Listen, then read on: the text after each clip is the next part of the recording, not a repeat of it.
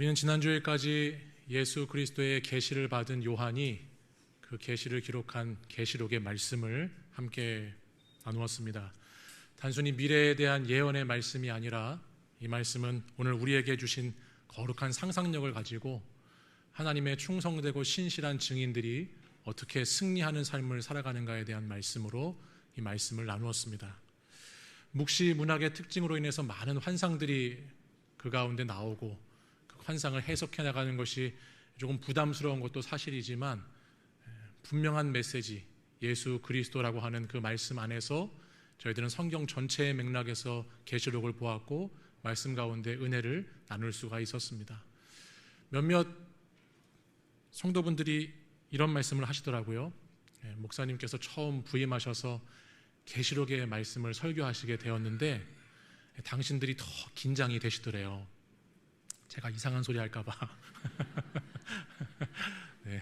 근데 그 긴장을 늦추시면 안 됩니다. 이제 오늘 이 스가랴 말씀이 시작되는데 이 스가랴라고 하는 구약 성경은 구약의 계시록이라는 별명이 있어요. 그러니까 오늘도 말씀을 잘 집중해서 또 진리의 말씀이 잘 선포되기를 기도하는 마음으로 이 귀한 말씀 잘 받으실 수 있기를 간절히 소망합니다. 하나님께서 왜 이렇게 계속 우리에게 환상을 보여주시고 환상을 전하게 하시는가를 한번 생각해 봤습니다. 그런 생각이 들었어요. 여러분, 대작은요 항상 예고편이 있어요. 어떤 영화나 드라마나 방송에 아주 그 본편 방송이 아주 큰 대형 작품들은 항상 맛보기로 예고편이 주어진다라고 하는 거예요. 우리가 계속 환상을 보는 것은 예수 그리스도의 구원과 소망에 대한 예고편인 것처럼 저희들이 환상의 말씀을 나눌 때 저희들 가운데 이 말씀 가운데 역사하셔서 놀라운 은혜를 주실 그 하나님을 맛보실 수 있기를 바랍니다.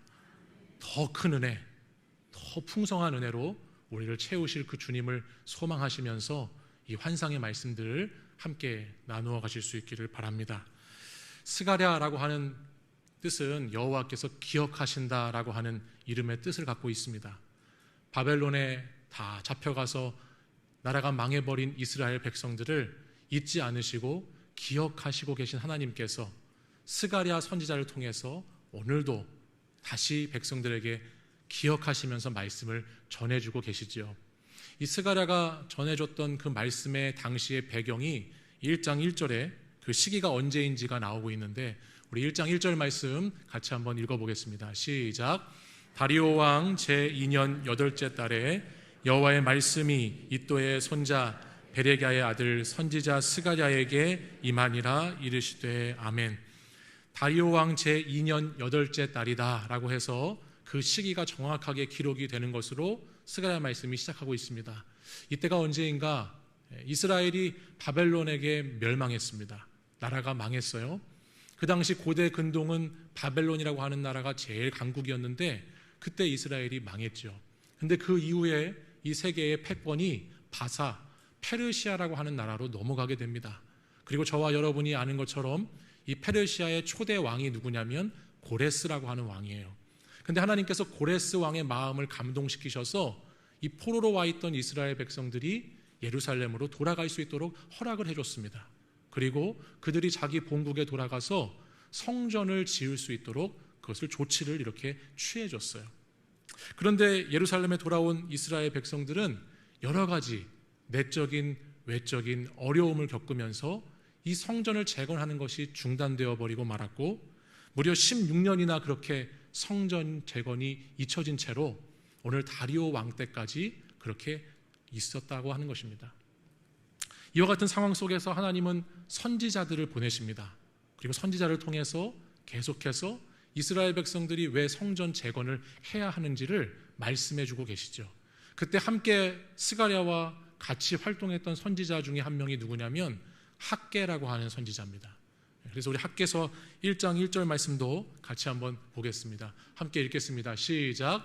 다리오 왕 제2년 6째 달 곧 그 달 초하루에 여호와의 말씀이 선지자 학개로 말미암아 스알디엘의 아들 유다 총독 스룹바벨과 여호사닥의 아들 대제사장 여호수아에게 임하니라. 이르시되 아멘. 가장 먼저 시작되는 말씀 앞부분을 보십시오. 다리오 왕 제2년 여섯째 달이라고 했습니다. 앞에 스가랴 1장 1절 말씀에서 스가랴 선지자가 하나님 말씀을 받았던 것이 다리오 왕 제2년 8째 달이라고 그랬어요. 그러니까 이 학개라고 하는 선지자는 스가랴보다 몇 달 먼저? 네, 2달 먼저. 2달 먼저 하나님의 말씀을 받아서 선포했다라는 것을 우리가 알게 되죠. 그럼 학개가 받은 하나님으로부터 받은 말씀이 무엇이었나?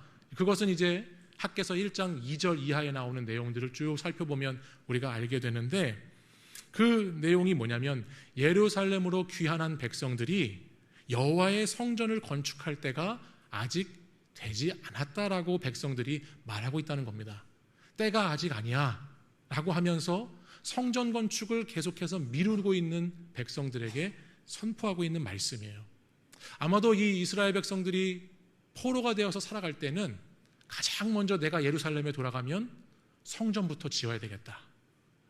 내가 예루살렘 그 나라가 망하고 성전이 불타고 그와 같은 실수를 2번 다시 반복하지 않고 이제는 이 포로기에서 돌아가면 내가 정말 성전 중심으로 하나님 중심으로 다시 그렇게 살아야 되겠다라고 하는 생각을 했었을 겁니다. 자신들의 집과 터전, 무엇보다 영적인 뿌리가 되고 정체성이 되는 이 예루살렘 성전을 다시 잘 생각하면서 그 돌아가서 그걸 지을 날을 학수고대했겠지요. 그래서 시편 137편 1절에도 보면 이런 말씀이 있는 거예요. 우리가 바벨론의 여러 강변 거기에 앉아서 시온을 기억하며 울었도다 했습니다. 예루살렘 성전을 기억하면서 생각하면서 이스라엘 백성들이 많은 눈물로 기도로 그 성전을 그리워했다라고 성경이 말씀하고 있습니다. 그런데 정작 포로에서 돌아오고 나니 무려 16년이라고 하는 이 긴 기간 동안에 자기들의 삶을 살기에 바쁘다는 핑계로 이들은 성전 짓는 것을 아주 잊어버리고 살았어요. 성전이라고 하는 거, 하나님의 집을 짓는다고 하는 것은 이들의 분주하고 바쁜 삶 속에 안중에도 없는 일이 되어버리고 말았다는 것이에요. 그래서 하나님은 선지자를 통해서 이러한 백성들을 고발하시고 깨우치시기 위해서 학개와 스가랴 같은 선지자에게 말씀을 대언하게 하시는 거죠. 우리 학개서 1장 4절의 말씀을 한번 보실까요? 우리 같이 한번 읽어보겠습니다. 시작. 이 성전이 황폐하였거늘 너희가 이때에 판벽한 집에 거주하는 것이 옳으냐. 아멘. 무슨 말이죠? 지금 성전이 여전히 이렇게 무너진 채로 황폐한 채로 있는데 너희 귀한한 백성들아, 너희 집들만 그렇게 꾸려진 집으로 사는 것이 맞냐? 라고 하는 하나님의 말씀이죠. 그러니까 현실에서 자신들의 필요에 의해서 자기들의 집은 그렇게 잘 세우고 자기 집 짓기는 그렇게 애쓰고 자기 먹고 사는 거, 자기 집을 늘리는 거, 그런 것에는 아주 혈안이 되어 살면서도 정작 포로에서 돌아오게 하신 하나님, 포로에서 다시 돌려보내신 그 하나님의 집 성전을 짓는 것에는 무관심했던 백성들의 모습을 볼 수 있는 겁니다. 마치 오늘 우리 신앙의 선배들이, 오늘 광복주일인데 여기 보시면 이쁘게 꽃도 돼 있잖아요. 우리 신앙의 선배들이 나라와 민족을 위해서 그렇게 애타는 마음을 가지고 이 나라가 살려면, 이 민족이 살려면 우리 교회가 살아야 된다고, 우리 예배가 회복돼야 된다고, 한국교회가 일어나야 된다라고 그렇게 막 외쳤던 것처럼 오늘 이 학개 스가랴 선지자도 하나님의 성전을 짓는 것이 얼마나 중요한 것인가를 우리들에게 말씀하고 있다는 겁니다.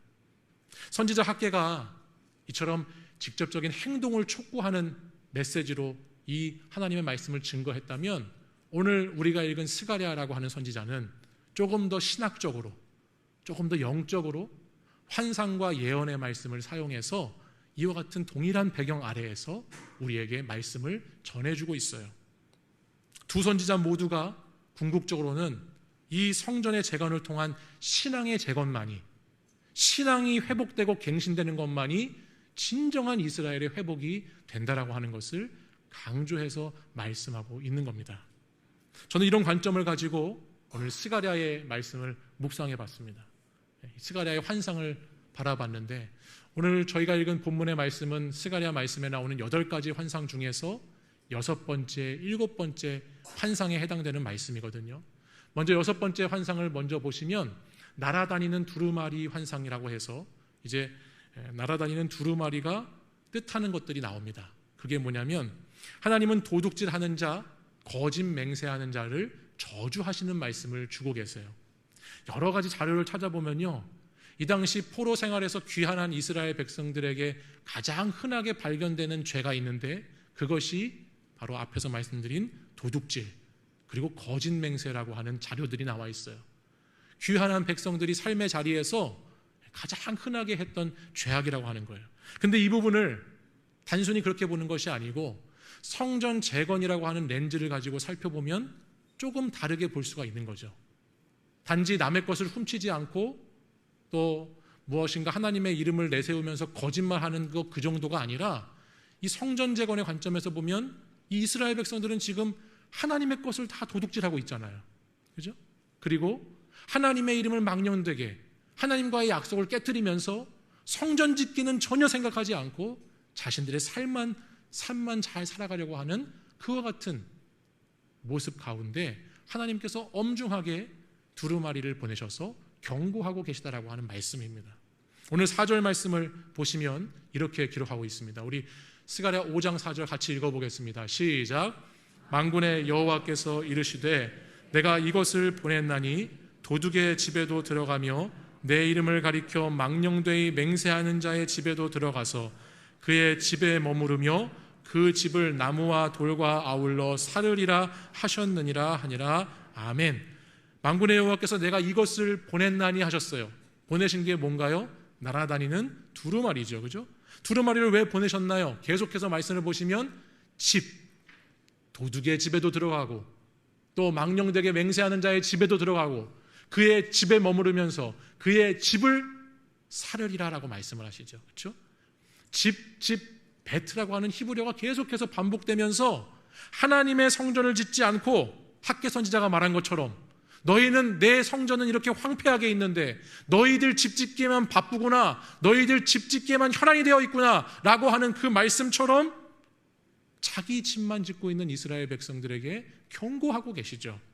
큰 두루마리를 보내셔서 이 하나님의 말씀이 기록된 두루마리를 통해서 심판해 주시는 거예요. 경고해 주시는 거예요. 너희들 내 인생의 집 짓기만 바쁜데 영적인 집은 언제 지으려고 그러느냐. 너희들 육신의 집은 짓기에 바쁜데 하나님의 성전은 언제 재건하기를 원하느냐. 세상에 집 짓는 거, 잘 먹고 잘 살기 위해 집 짓는 거, 부유하기 위해서, 권력과 명예를 누리기 위해서, 성공하기 위해서 너희 집 짓는 거, 그거 내가 보니까 다 허물어질 것이라고 성경에서 말씀하고 있다라고 하는 겁니다. 그러니까 바벨론 포로 귀한 공동체가 진정으로 회복할 수 있는 길이 어디 있는가? 그들이 정말로 회복하기 위해서는 다른 것이 먼저 되는 것이 아니고 하나님의 성전을 잘 짓는 것, 성전을 통해서 하나님과의 관계가 회복될 때 그 영적인 집을 잘 짓는 것으로부터 자신의 인생의 집도 회복되어지고 잘 지어갈 수 있다는 것을 오늘 선지자들을 통해서 말씀하고 있는 것이죠. 여러분, 성전과 신앙과 내 삶이 우리가 그냥 쉽게 생각할 때는 전혀 다른 별개의 것들로 보일 수가 있어요. 성전은 성전이고 신앙은 신앙이고 내 삶의 현실은 현실이고 별개인 것처럼 볼 수도 있지만 영적 원리를 가만히 자세히 들여다보면 이 모든 것은 하나로 연결되어 있습니다. 하나님의 성전이 지어지지 않은 채로, 영적인 성전이, 영적인 집이 제대로 지어지지 않은 채로 회복이 찾아온다면 그것은 축복이 아니라 저주가 될 수 있다고 하는 말씀이에요. 내가 하나님의 집을 제대로 짓지도 않고 있는데 내 삶의 자리가 잘 풀리고 내가 하고자 하는 일이 잘 되고 뭔가 어려움이 계속해서 해결되어진다면 그것이 잠깐은 일시적이고 부분적인 회복인 것 같지만은 궁극적이고 온전한 회복은 아닐 수 있다는 것을 성경은 우리에게 말씀하고 있다는 겁니다. 저는 사랑하는 우리 일산충신교회 성도님들이 영적인 재건을 가장 최우선으로 삼으셔서 하나님의 성전을 재건하시는 분들이 되시기를 축원합니다. 하나님의 집을 먼저 짓는 자들이 되시기를 원합니다. 영적인 집을 잘 지으시고 그 영적인 집을 짓는 것을 통해서 여러분 인생의 집도 잘 세워 가질 수 있기를 간절히 축원합니다. 이어지는 7번째 환상을 보면 에바라고 하는 것이 나왔어요. 여러분, 에바는 부피를 재는 단위예요. 약 22리터 정도 되는, 우리말로 하면 무슨 말, 돼 이렇게 표현할 수 있는 어떤 바구니 같은 게 에바인데, 보통 그 에바에는 곡물을 담아서 그 곡물의 양을 측량하는 것이죠. 근데 오늘 말씀해 보니까 이 환상에 보면 7절에 이런 말씀이 있어요. 한 여인이 그 에바 속에 들어가요. 그 에바 속에 여인이 담기는 거예요. 8절 말씀해 보니까 이 여인이 죄악의 상징이라고 말씀을 합니다. 그러니까 도둑질과 거짓 맹세 같은 이 죄악을 측량하는 도구가 에바인데, 그 에바 안에 지금 죄를 상징하는 한 여인이 거기에 담겨져 있다라고 성경이 기록하죠. 그리고 9절 이하에 나오는 환상을 보면 날개를 가진 존재가 이 악이 담겨 있는 에바를 들어서 옮깁니다. 에바가 들어서 옮겨져요. 그게 이제 11절 말씀에 나오는 건데, 우리 11절 상반절 말씀 한번 보실까요? 같이 읽어보겠습니다. 시작. 그가 내게 이르되 그들이 신할 땅으로 가서 그것을 위하여 집을 지으려 함이니라. 아멘. 이 악이 채워진 에바가 신할 땅으로 보내지고 있습니다. 그렇죠? 저는 여기서 두 가지 말씀을 함께 나눠보고 싶은데요. 먼저는 우리 하나님께서는 성전을 재건하기에 앞서서 악을 제거하기 원하신다는 것을 알게 됩니다. 성전 재건 이전에 악을 제거하시기 원하시는 하나님의 뜻이 이 말씀 속에 담겨 있어요. 그러니까 성전 재건이라고 하는 회복보다 더 그 이전에 먼저 있어야 되는 것이 뭐냐? 악이 제거되는 회개가 먼저 있어야 된다고 하는 거예요. 거룩하신 하나님은 죄를 싫어하시기 때문에, 죄를 미워하시기 때문에 예루살렘 성전 가운데 죄악이 그대로 있는 것을 허락하지 아니하시고, 그 죄악을 담으셔서 나부로 뚜껑을 삼아서 누르셔서 그것을 신할 땅으로 던져버리신다는 거예요. 예루살렘 거룩한 성전에 죄악이 있지 않도록. 그러므로 우리도 이와 같은 하나님 아버지의 뜻을 따라서 하나님이 주시는 회복을 경험하기 위해서는 회복 이전에 우리 자신과 우리 주변에 있는 죄악의 잔재들을 없애야 한다고 하는 거죠. 우리에게 있는 이 죄악을 회개하며 하나님께 나아가야 한다고 하는 것이죠. 내가 그냥 잘못된 것을 후회하는 정도의 회개가 아니라 정말 내 마음이 통회하고 자복하는 마음으로 하나님 앞에 나아가서 죄악을 제거하고 하나님의 성전을 지을 수 있는 준비를 잘 하는 것이 우리에게 필요하다라고 하는 겁니다. 하나님과 같은 방향으로, 죄를 미워하시는 하나님과 같은 방향으로 내 삶의 방향을 돌려서 그 하나님과 같은 길을 걸어가야 한다라고 하는 말씀이에요. 근데 여러분, 오해하시지 말아야 될 게 있어요. 그게 뭐냐면, 여러분, 우리가 하나님께 회개하며 나아간다라고 할 때 우리가 다 회개가 돼서 이미 다 거룩해지고 깨끗해져서야지만 나갈 수 있다라고 하는 말씀은 아니에요. 누가복음 15장 말씀에 보면 여러분 잘 아시는 두 번째 아들, 아버지를 떠난 둘째 아들에 대한 말씀이 나오죠. 그가 아버지의 품을 떠나서 이방 나라에 가서 허랑방탕하게 살다가 굶주려서 죽을 위기에 처합니다. 그제서야 그가 자기에게 아버지의 집이 있다는 것을 깨닫고 아버지께 돌아오려고 결단을 하는데, 그 말씀이 누가복음 15장 17절이에요. 제가 이 말씀 읽겠습니다.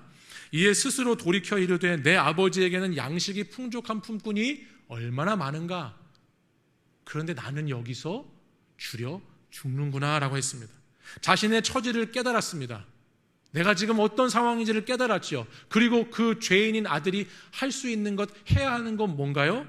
아버지께로 돌아가야 되겠구나. 스스로 돌이켰어요. 돌이켜서 가야 되겠구나라고 마음 먹고 가게 되었습니다.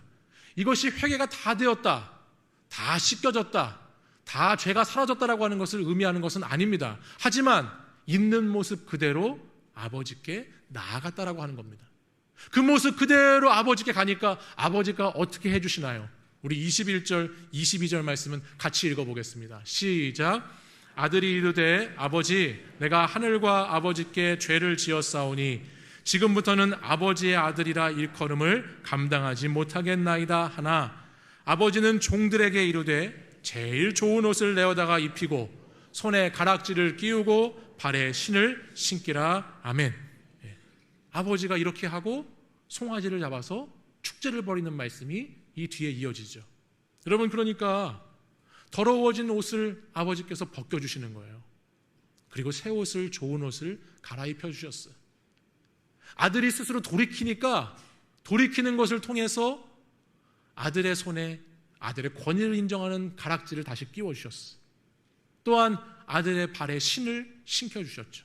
더 이상 종이 아니고 자유한 아들로서의 모든 것들을 돌이키고 돌아오려고 하니 하나님 아버지께서 다 회복시켜 주시고 있는 말씀이 이 말씀이에요. 하나님 아버지께 돌이키기만 하면, 돌아가고자 하고만 하면 하나님이 더 깊은 회개로, 더 큰 회복으로 역사해 주신다고 하는 말씀입니다. 사랑하는 여러분, 우리도 이렇게 주님께 돌아가야 할 줄 믿습니다. 돌이켜야 하는 것이죠. 오늘도 내 삶의 자리에서 내가 돌이켜 하나님 아버지께 돌아가야 할 것이 무엇인가? 내가 주님 앞에 돌이켜 나가야 될 것이 무엇인가?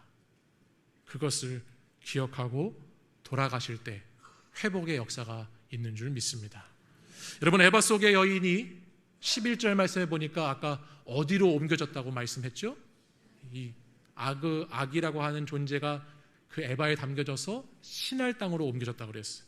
여러분, 시날이라고 하는 이곳은요, 이미 저와 여러분이 너무 잘 알고 있는 장소예요. 창세기 말씀에 보시면 창세기 11장 2절에 이렇게 말씀합니다. 이에 그들이 동방으로 옮겨다가 시날 평지를 만나 거기 거류하며 그랬습니다. 우리 4절 말씀은 같이 읽겠습니다. 시작. 또 말하되 자, 성읍과 탑을 건설하여 그 탑 꼭대기를 하늘에 닿게 하여 우리 이름을 내고 온 지면에 흩어짐을 면하자 하였더니 아멘. 우리가 너무나 많이 들었던 바벨탑, 그 탑이 쌓아 올려진 장소가 어디인가? 그곳이 시날 땅입니다. 시날입니다. 여러분, 이것은 우리 앞에 놓인 두 가지의 세계가 있다라고 하는 것을 성경이 보여주는 거예요. 우리 앞에 두 가지 세계가 놓여 있어요. 하나는 거룩한 예루살렘 성전, 하나님의 임재가 있는 성전의 세계가 있고, 하나는 악이 머무는 곳, 바벨탑이 쌓아지는 그 악한 처소가 있다라고 하는 말씀이에요. 이 말씀을 묵상하다 보면 우리에게 있는 회복이라고 하는 것은 하나님의 성전을 재건해야 온전한 회복이 있다고 했는데, 우리는 그래서 성전을 재건할 수 있는 이곳으로 가야 되는데, 이 회복을 이루기 위해서는 끊임없이 악한 처소, 시날이라고 하는 곳으로 가지 않도록 싸워야 되는 그 긴장과 싸움이 존재한다라고 하는 것입니다. 이 말씀을 보는데 저는 이런 화면의 장면이 생각이 났어요. 여러분, 저거 보신 적 있으세요? 우리가 체육대회나 레크레이션을 하다 보면 허리에 띠를 묶어서 두 사람이 허리에 줄을 묶고 서로 당기는 게임이에요. 서로 자기 방향으로 막 당기죠. 그래서 한쪽 사람이 당겨서 끌려가면 당겨 온 사람이 지는, 나 쪽으로 온 게 한 사람이 이기는 바로 그런 방식의 게임인데, 회복이라고 하는 것이 있기 전에는 반드시 이와 같은 싸움이 있다는 거예요. 이런 싸움이 있다. 성전을 재건하고자 하는 것과 바벨탑을 쌓고자 하는 것 사이에 저와 같은 싸움이 놓여 있다라고 하는 거예요. 우리가 거룩을 향해서 회개함으로 달려나가는데 그쪽으로 가까이 가면 악이라고 하는 것으로부터 점점 멀어지게 돼요. 하지만 우리가 악으로 점점 끌려서 신할 땅에 가게 되면 거룩하신 하나님과 그 성전 재건으로부터 멀어지게 되는 일들이 일어나게 된다라고 하는 것이, 회복의 방향으로 가야 되는데, 회개하면서 나가야 되는데 그냥 나갈 수 있는 게 아니라 거기에는 저와 같은 싸움과 씨름이 우리에게 주어지게 된다라고 하는 거예요. 그러면 어떻게 우리는 성전을 재건하고 거룩하신 하나님이 있는 그쪽 방향으로 힘차게 달려갈 수 있을까요? 그 방법은 기도밖에 없어요. 기도밖에 없는 거예요. 기도함으로 우리는 성전을 재건해가는 길로 달려가야 되는 것이죠. 신할 땅과 반대 방향으로, 바벨탑이 아니라 예루살렘으로 가서 성전을 재건할 수 있는 가장 좋은 방법은 기도라고 하는 것입니다. 여러분, 우리가 문제 속에서, 고난 속에서 우리가 해야 하는 것, 할 수 있는 것이 기도의 자리를 찾고 기도하는 것입니다. 기도는 사람을 상대하는 것이 아니라 하나님을 대면하는 것이고 하나님을 만나는 것이기 때문에 하나님께 가까이 가는 것의 가장 좋은 방법이 기도라고 할 수 있는 것이죠. 여러분 앞에서 보신 저 게임 있잖아요. 저게 기도와 너무 닮았습니다. 여러분 내가 가만히 기도 안 하고 가만히 그냥 있으면 그 자리에 가만히 있으실 수 있을 것 같으세요? 아니요. 가만히 있을 수 없어요.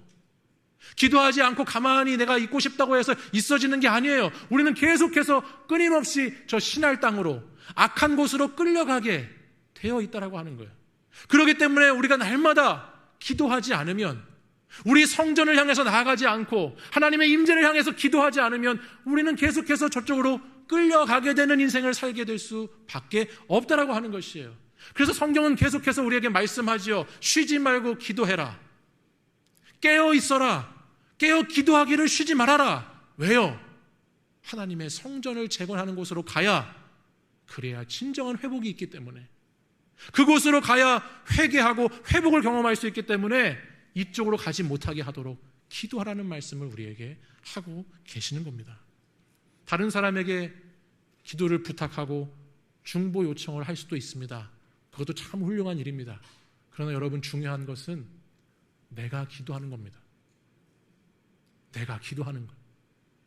내가 예루살렘 성에 가고 내가 그 성에서 성전을 짓는 것이죠. 남이 지어주는 게 아니잖아요. 여러분, 회복되고 싶으신 것 있으시지 않으세요? 회복되어야 될 것들이 많이 있지 않습니까? 기도를 통해서 그것을 이루어 가실 수 있기를 바랍니다. 제가 말씀을 준비하면서 20대 초반에 제 삶을 이렇게 생각해 보니까 그때 가장 어려웠어요. 왜 어려웠는가 보니까요, 제 마음대로 되는 게 없더라고요. 20대 초반에 제가 원하는 대학에 진학도 못하고 유학 가는 것도 포기가 되고 여러 가지 제가 꿈과 소망했던 것들이 하나씩 다 안 되는 거예요. 특별히 그러다 보니까는 제가 이제 교회, 이제 아버지가 목회를 하시니까 교회에 나가긴 나갔지만 제가 사실은 원불교에 빠졌어요. 원망, 불평, 교만. 원불교에 빠져버렸어요. 그래서 집구석도 이상하고 교회도 싫고 다 진짜 최악이다. 막 그러면서 제 안에 막 이런 마음들이 많이 있었어요. 근데 20대 초반의 남자 청년이 갈 데가 없으면 가는 데가 있거든요. 어디 갈까요? 군대에 가죠. 군대. 군대 가면 되는 거예요. 군대를 갔어요. 군대에 갔더니 하나님께서 저를 붙잡고 놓지 않으셔서 군대 가서 처음에는 아니었지만 한 상병 계급을 달 때쯤에 저를 군대 군종병으로 불러주시더라고요. 그러니까 이제 힘드니까 주일에 교회를 열심히 다니니까 그 모습이 보기 좋으셨는지 교회에서 불러주셨어요.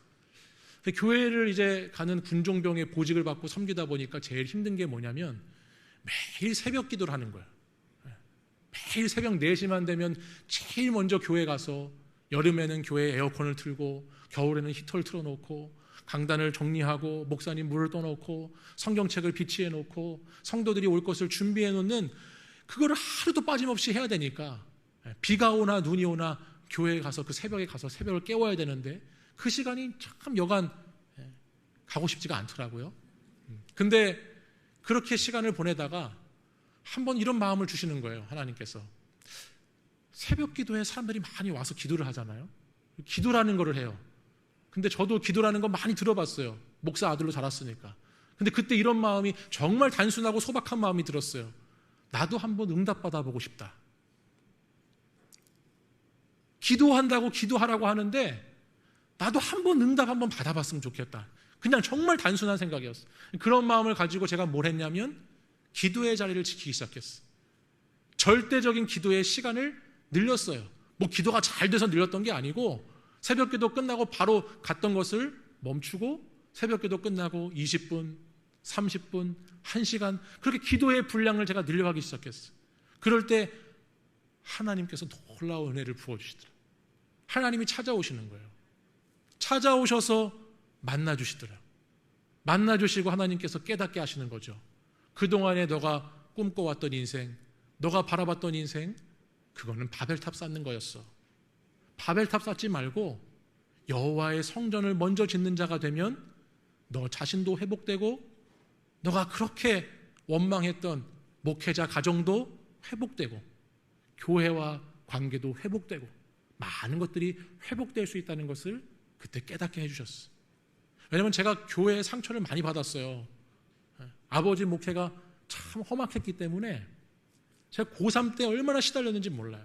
새벽마다 저희 집에 찾아오는 사람이 있었고, 새벽마다 알코올 중독자가 찾아와서 괴롭히는 사람들이 있었고, 별의별 사람들이 너무 많았기 때문에 굉장히 힘들었는데, 그런 것들이 새벽에 기도를 쌓는 그 시간을 통해서, 기도를 통해서 하나님 앞에 나아가니까 하나님이 만져주시더라는 거예요.